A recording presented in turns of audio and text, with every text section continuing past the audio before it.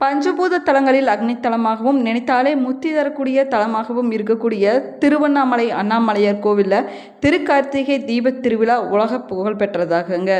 இந்த வருஷத்திற்கான கார்த்திகை தீபத் திருவிழா திருவண்ணாமலையில் எப்பொழுது தொடங்குகிறது, பரணி தீபம் எப்பொழுது என்பதை பற்றிய சுவாரஸ்யமான தகவல்களை தெரிஞ்சுக்கலாம். வீடியோவை ஸ்கிப் பண்ணாமல் முழுசாக பாருங்கள். அப்போ தான் நம்ம போடக்கூடிய ஒவ்வொரு நோட்டிஃபிகேஷனும் உங்களுக்கு வந்து சென்றடையும். நம்ம சேனலை இன்னும் சப்ஸ்கிரைப் பண்ணலன்னா சப்ஸ்கிரைப் பண்ணிக்கோங்க. கூடவே இருக்கிற பெல் ஐக்கானையும் ப்ரெஸ் பண்ணிக்கோங்க. உங்களுக்கு ஜோதிட ரீதியாக சந்தேகம் இருந்தாலும் சரிங்க, தனிப்படையாக ஜோதிடம் பார்க்க விரும்பினாலும் சரி, இந்த வீடியோக்கு கீழே டிஸ்கிரிப்ஷனில் வராகி அம்மன் ஜோதிட நிலையத்தோட தொலைபேசி எண் கொடுத்துருக்கிறேன். இந்த எண்ணுக்கு தொடர்பு கொண்டு பேசி பாருங்க. உங்கள் வாழ்க்கையில் இருக்கக்கூடிய அனைத்து பிரச்சனைகளுக்கும் சரியான தீர்வு கிடைக்குங்க. வாங்க வீடியோக்குள்ளே போகலாம். உங்களுக்கு சிவபெருமான் பிடிக்கும் அப்படின்னா ஓம் நமச்சிவாயா என்ற வாசகத்தை மறக்காமல் கமெண்ட் பாக்ஸில் 3 முறை பதிவிடுங்க.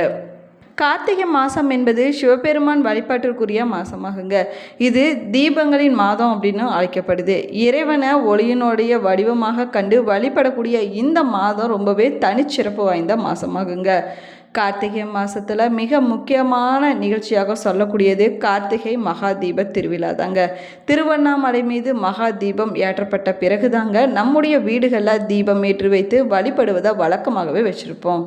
வகையில் 2025ஆம் ஆண்டிற்கான கார்த்திகை தீப திருவிழா வருகிற 21ஆம் தேதி துர்க்கை அம்மன் உற்சவத்தோடு தொடங்குதுங்க. தொடர்ந்து 24ஆம் தேதி அதிகாலையில் சாமி சன்னதி முன்னாடி இருக்கக்கூடிய தங்க கொடிமரத்தில் கொடியேற்றும் நிகழ்ச்சியானது நடைபெற இருக்குது. விழாவின் சிகர நிகழ்ச்சியான டிசம்பர் மாதம் 3ஆம் தேதி காலையில் பரணி தீபமும் மாலையில் கோவில் பின்புறம் இருக்கக்கூடிய மலை உச்சியில் மகா தீபமும் ஏற்றப்பட இருக்குதுங்க. இதில் லட்சக்கணக்கான பக்தர்கள் கலந்து கொள்வாங்க அப்படின்னு எதிர்பார்க்கப்படுது. கார்த்திகை தீப திருவிழாவின் 10 நாட்களும் ஆயிரக்கணக்கான பக்தர்கள் கிரிவலம் செல்வாங்க. அப்படிங்கிறதுனால அவங்களுக்கான பாதுகாப்பு ஏற்பாடுகள் செய்யப்பட்டு வருதுங்க. திருவண்ணாமலையை நினைத்தாலே முத்தி தரும் தலம் அப்படின்னு சொல்லுவாங்க. இங்கு ஏற்றக்கூடிய மகா தீபத்தை தரிசனம் செய்பவங்களுக்கு மறுபிறவி என்பதே இருக்காது அப்படின்னும் சொல்லப்படுதுங்க. மேலுமே மகா தீபத்தை கைகூப்பி தரிசித்தபடியே கிரிவலம் வந்தோம்னா அந்த தீபத்தோட ஒளியால் அவர்களுடைய வாழ்க்கையும் ஒளிமயமாக மாறும் அப்படின்னு ஐதீகமாக சொல்லப்படுது. புராணங்களின் படி பார்த்தீங்கன்னா பிரம்மாவுக்கும் மகாவிஷ்ணுவுக்கும் சிவபெருமான் ஜோதி வடிவமாக காட்சி தந்தது திருவண்ணாமலையில் தாங்க. அடிமுடி காண முடியாத அண்ணாமலையாராக ஈசன் காட்சி தந்த திருநாளையே கார்த்திகை தீப திருவிழாவாக வருஷம் கொண்டாடிட்டு வரங்க. இறைவனை ஜோதி வடிவமாக வழிபடுவதை உணர்ந்தும் நோக்கத்துடன் கார்த்திகை தீப திருவிழாவானது கொண்டாடப்படுது. மேலுமே கார்த்திகை தீபம் என்றாலே நம்முடைய அனைவருடைய நினைவுக்கு வரக்கூடியது அண்ணாமலையார் கோவிலுக்கு பின்புறம் இருக்கக்கூடிய மலை உச்சியில் ஏற்றக்கூடிய மகா தீபம் தாங்க. இதை தரிசனம் செய்பவங்களுக்கு மோட்ச நிலை என்பதே இல்லை அப்படின்னு ஐதீகமாக சொல்லப்படுதுங்க. அண்ணாமலையார் கோவிலில் கார்த்திகை தீப திருவிழா பார்த்திங்கன்னா 10 நாட்கள் விழாவாக கொண்டாடப்படுவது வழக்கமாகுங்க. கார்த்திகை தீப திருவிழாவுடைய 10 நாட்களும் பார்த்திங்கன்னா திருவண்ணாமலையார் அண்ணாமலையார் கோவிலில் காலையில் விநாயகர் மற்றும் சந்திரசேகரரும், மாலை நேரத்தில் பஞ்சமூர்த்திகளும் பல்வேறு வாகனங்களில் எழுந்தருளி மாட வீதிகள் உலா வந்து பக்தர்களுக்கு அருள் பாலிப்பாங்க. அனைத்து நாட்களிலும் மலையை மக்கள் வலம் வராங்க அப்படின்னு சொன்னாலும் கூட முழு நிலவு நாளில் வலம் வருவது ரொம்பவே சிறப்பானதாகுங்க. இந்த மலை பார்த்திங்கன்னா யுகங்களில் அழிவுகள்லையுமே அழியாமல் இருப்பதாக சொல்லப்படுதுங்க. கிருத யுகத்தில் அக்னி மலையாகவும், திரேத யுகத்தில் மாணிக்க மலையாகவும், தாரபார யுகத்தில் பொன்மலையாகவும், கலியுகத்தில் கல்மலையாகவும் மாறியிருப்பதாக சொல்லப்படுதுங்க. 8 திக்கிலும் அஷ்டலிங்கங்களை கொண்ட எக்கோண அமைப்பில் திருவண்ணாமலை நகரமானது அமைஞ்சிருக்குது. அஷ்டலிங்கங்கள் என்று சொல்லக்கூடிய இந்திரலிங்கம், அக்னிலிங்கம், யமலிங்கம், நிருதிலிங்கம், வாயுலிங்கம், குபேரலிங்கம், வருணலிங்கம் மற்றும் ஈசானிய லிங்கமாகுங்க. மேலுமே பார்த்திங்கன்னா தேவாரத்தில் புகழ் பாடும் ஆதி அண்ணாமலை திருக்கோவில் மலை வள பாதையில் அமைஞ்சிருக்குது. இந்த மலையின் சுற்றளவு பார்த்திங்கன்னா 14 கிலோமீட்டர் தூரம் கொண்டதாகுங்க. இந்த மலையில் இன்றுமே பல சித்தர்கள் வாழ்ந்து வருவதாக சொல்லப்படுது. 24 ஏக்கர் பரப்பில் அமைஞ்சிருக்கக்கூடிய இந்த கோவில் பார்த்திங்கன்னா 6 பிரகாரங்களையும் 9 ராஜகோபுரங்களையும் கொண்டதாகுங்க. இந்த கோவில் மலை அடிவாரத்தில் இருப்பது ரொம்பவே சிறப்பான விஷயமாகுங்க. இந்த சிவாலயத்தில் 142 சன்னதிகள், 22 பிள்ளையார்கள், 306 மண்டபங்கள் அமைஞ்சிருக்குது. மேலுமே 1000 தூண் கொண்ட 1000 மண்டபமும் அமைஞ்சிருக்குதுங்க.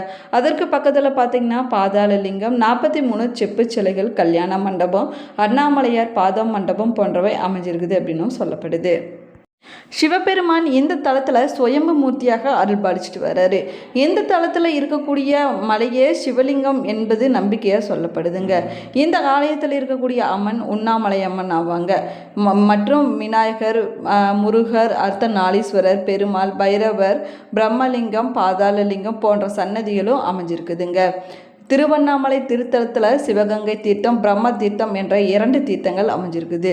கோவிலில் 6 கால பூஜைகள் தினமுமே நடைபெற்று வருதுங்க.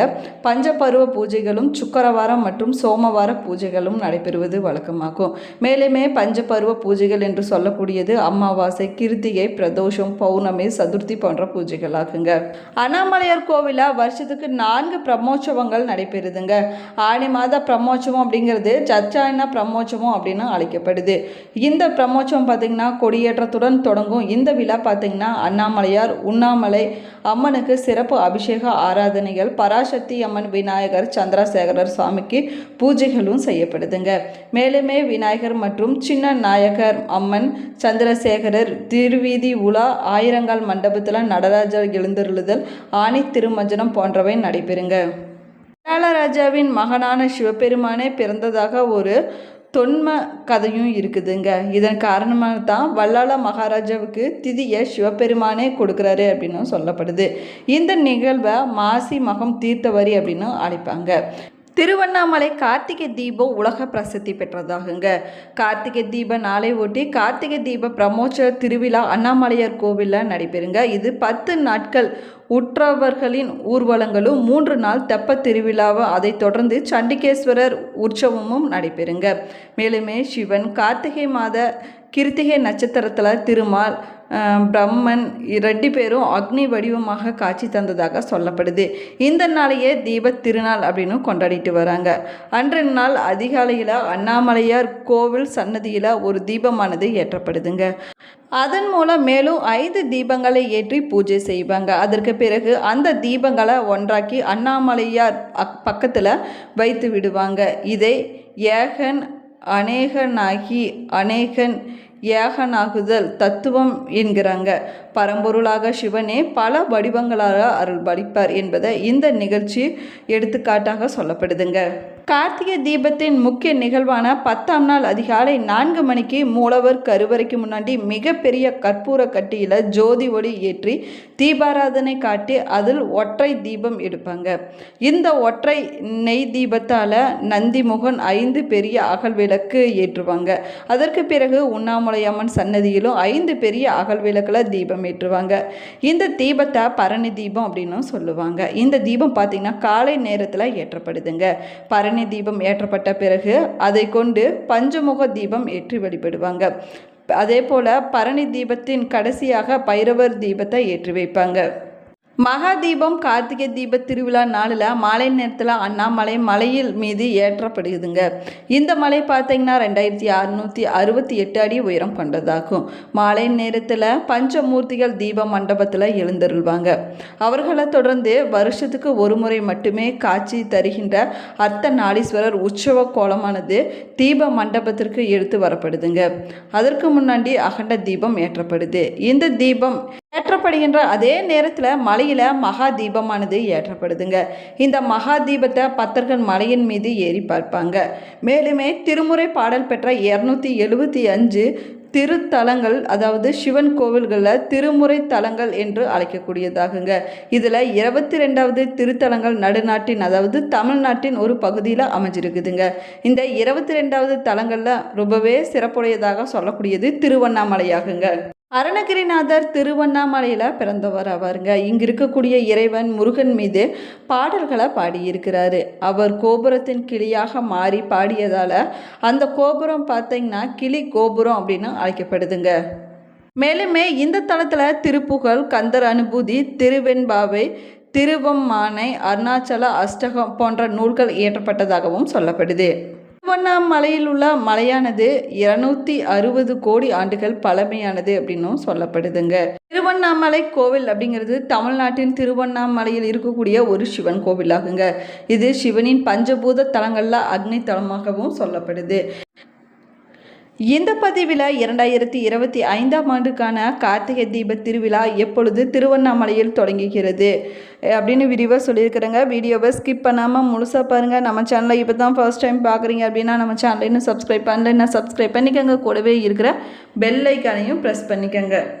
நீங்களும் திருவண்ணாமலைக்கு கிரிவலம் போயிருந்தீங்கன்னா உங்களுடைய அனுபவம் எப்படி இருந்துச்சுன்னு மறக்காமல் கமெண்ட் பாக்ஸில் கமெண்ட் பண்ணுங்கள். Thank you friends.